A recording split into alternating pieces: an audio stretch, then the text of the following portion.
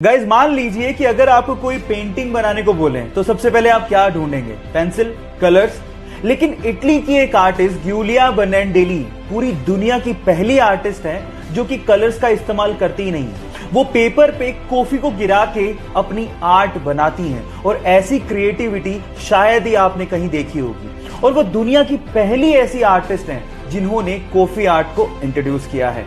क्या आपको पहले से बात पता थी? और नहीं पता थी तो चैट सेक्शन में लिखना मत भूलिएगा।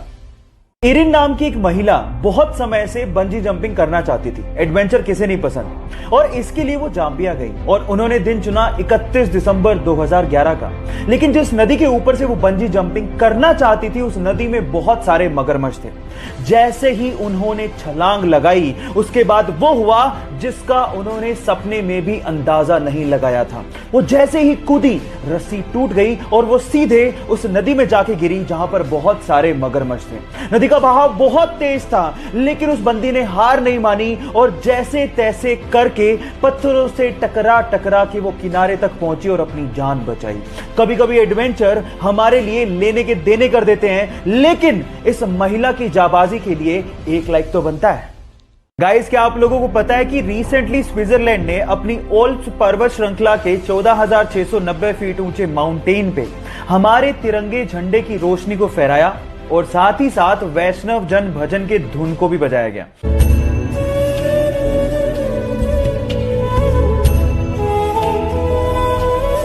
ऐसा इसीलिए किया गया क्योंकि पूरी दुनिया में कोरोना के खिलाफ लड़ाई में भारत की तैयारियों और उनके तरीकों की प्रशंसा हो रही है, और साथ ही साथ ऐसा करके स्विट्जरलैंड ने कोरोना के खिलाफ लड़ाई में भारत के साथ एकजुटता भी दिखाई है। ये बहुत गर्व की बात है हमारे लिए।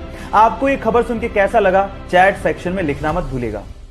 गाइस, क्या आप लोगों को पता है कि स्पेसएक्स ने अंतरिक्ष में जाने के लिए एक एडवांस्ड कैप्सूल तैयार किया है जो किसी भी इमरजेंसी की सिचुएशन में एस्ट्रोनॉट्स को रॉकेट से अलग कर देगा। और उसके साथ साथ इसमें एक एडवांस्ड पैराशूट भी लगाया गया है जो आसानी से एस्ट्रोनॉट्स को लैंड भी करवा देगा। गाइस, इस टेक्नोलॉजी की हमें सख्त जरूरत है ताकि इन फ्यूचर हम लोग कल्पना चावला जैसी बेटियों को ना खोएं।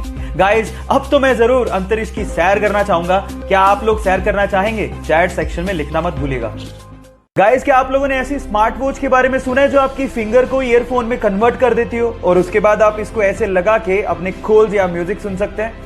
जी हाँ गाइस, इस वॉच को एसजीएल कहते हैं और एक्चुअली इस वॉच को हम लोग बाकी स्मार्ट वॉचेस की तरह ब्लूटूथ से अपने मोबाइल से कनेक्ट कर सकते हैं। और उसके बाद जैसे ही कॉल आएगा एक एडवांस बटन दिया होता है जिसे क्लिक करने के बाद आप जैसे इसे कान पे लगाएंगे ये रिस्ट से फिंगर की तरफ सिग्नल्स को भेजती है और उसके बाद आपकी ये फिंगर ईयरफोन के जैसे काम करना शुरू कर देती है। आपको ये टेक्नोलॉजी कैसी लगी? चैट सेक्शन में लिखना मत भूलिएगा।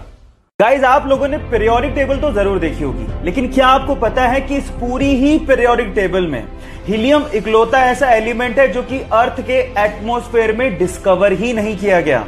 एक्चुअली उसे सन के एटमॉस्फेयर में डिस्कवर किया गया था, इसीलिए इसका नाम ग्रीक वर्ड हीलियोस से इंस्पायर्ड है जिसका मतलब है सूर्य देवता।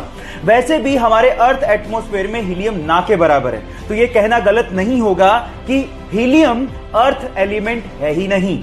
ऐसे ही केमिस्ट्री के इंटरेस्टिंग फैक्ट और अगर आप केमिस्ट्री पढ़ना चाहते हैं तो हमारे यूट्यूब चैनल को सब्सक्राइब करना मत भूलिएगा, लिंक बायो में गिवन है।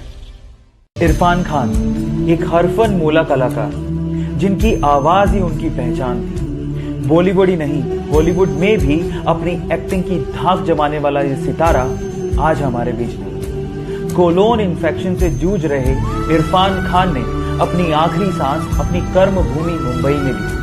54 साल के इरफान खान भले ही आज हमारे बीच नहीं है, लेकिन उनका अभिनय और उनकी आवाज हमेशा हमारे दिलों में जिंदा रही। Rest in peace Irfan Khan.